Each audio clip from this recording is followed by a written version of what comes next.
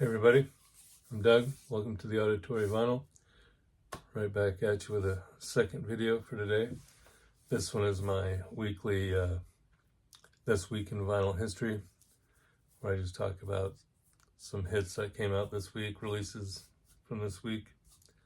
So let's get to it.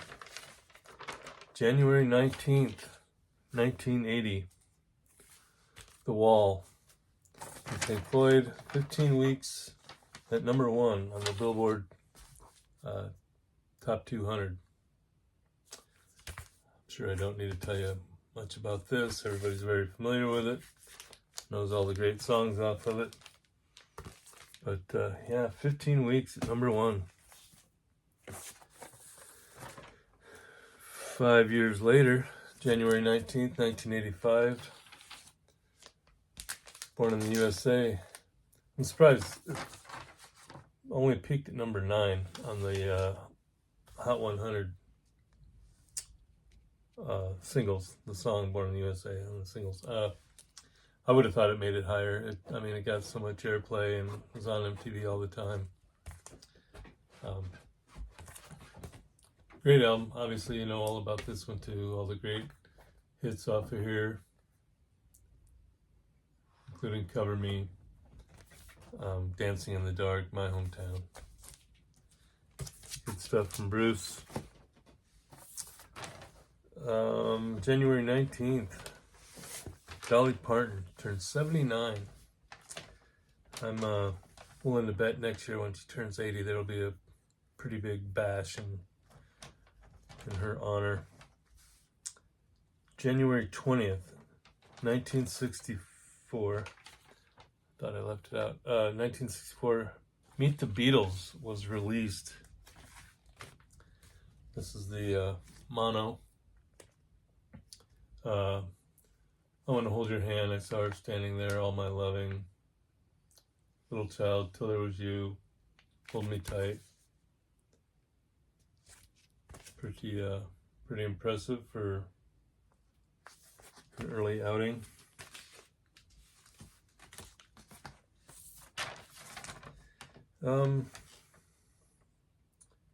January 20th, 1982, all the different rumors and versions of this, but Ozzy bit the head off a bat in Des Moines at the Veterans Auditorium. One story is that he thought it was just a fake rubber bat that somebody threw up on stage, and he grabbed it and bit the head off of it. Apparently he had to go for rabies shots after that. January 20th, 1983, Pyromania was released. Ended up making it to number 2 on the Billboard Top 200. Man, I was in high school when this came out, and it was crazy. All these songs were all over the radio. Everything was all over MTV. Rock Rock Till You Drop, Photograph, Too Late for Love, Foolin', Rock of Ages. That was just some of them. But good album. Good album. January 20th, Paul Stanley turned 73. January 21st, 1978, Saturday Night Fever. 24 weeks at the number 1 U.S. album chart. And then it was on the charts for 120 weeks until it finally dropped off. Yeah, y'all know about this too, and all the big hits. Staying Alive, How Deep Is Your Love, Von Elements, If I Can't Have You, Jive Talkin', More Than a Woman, yeah. Casey and the Sunshine Band's Boogie Shoes.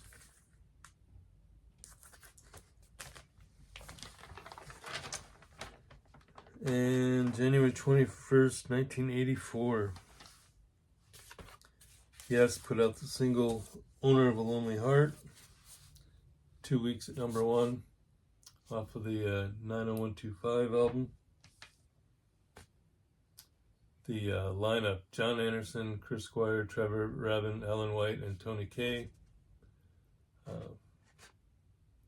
Not their best lineup, but that's a good tune. Also on here is It Can Happen. I think that was a pretty decent single.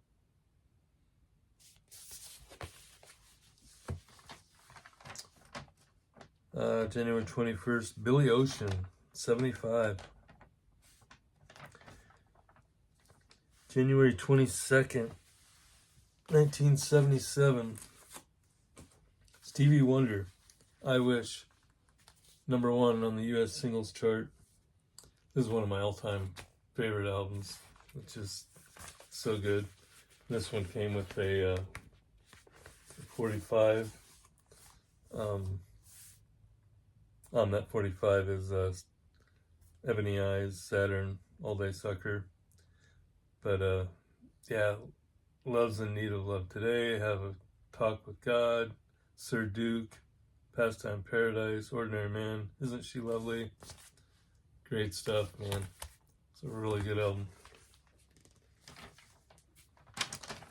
January 22nd, Steve Perry, 76.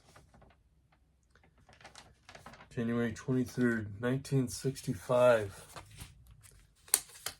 Petula Clark, Downtown, #1 on the US singles chart, and #2 in the UK. It's obviously her greatest hits. Her version of Color My World's on here. I Couldn't Live Without Your Love. I Know a Place. Old Petula. January 23rd, 1971. Everybody's favorite, Tony Orlando and Dawn.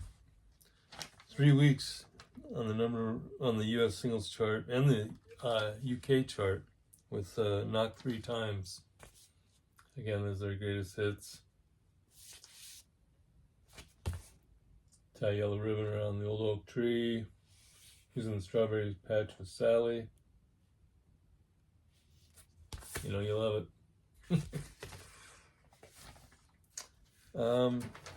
January 23rd, 1976. Losing track of all my stuff here. David Bowie released Station to Station. It went on to be in the top 5 in both the US and the UK charts. Golden Years, each song off of here,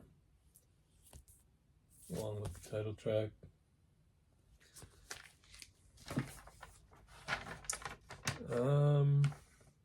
January 23rd, Robin Zander from Cheap Trick turned 72. He just did the national anthem at one of the NFL playoffs or something like that. I think I saw. Didn't sound too bad. Did all right. January 22nd, 1976, Bob Dylan's Desire.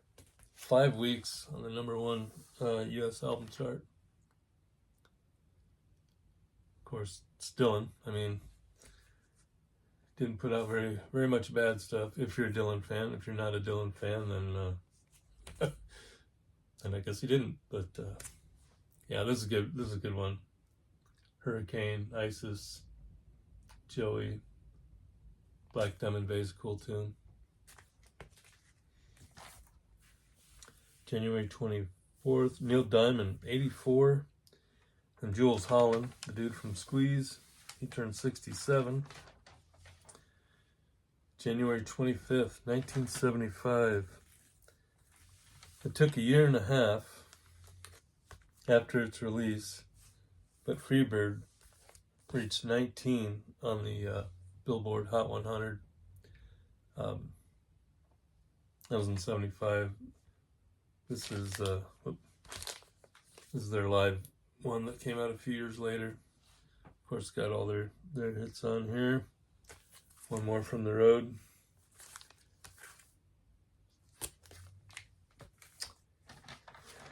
And January 25th, Alicia Keys turned 44. She got a great voice. Some new releases coming out this week. a little band called Larkin Poe. It's two girls. I mean, obviously there's more for the rest of the band, but I think they do all the writing and singing. Larkin Poe, the name came from like their great grandfather or something like that. Pretty cool. But they got a brand new album out called Bloom on yellow vinyl. They're kind of blues rock, maybe southern rock, maybe a little folk thrown in. They're really good.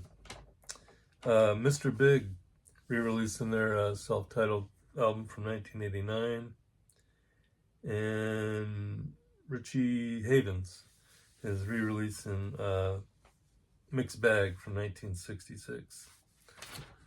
So there you go. That's it for this week in vinyl history. Hope you all enjoy the rest of the weekend and enjoy the music.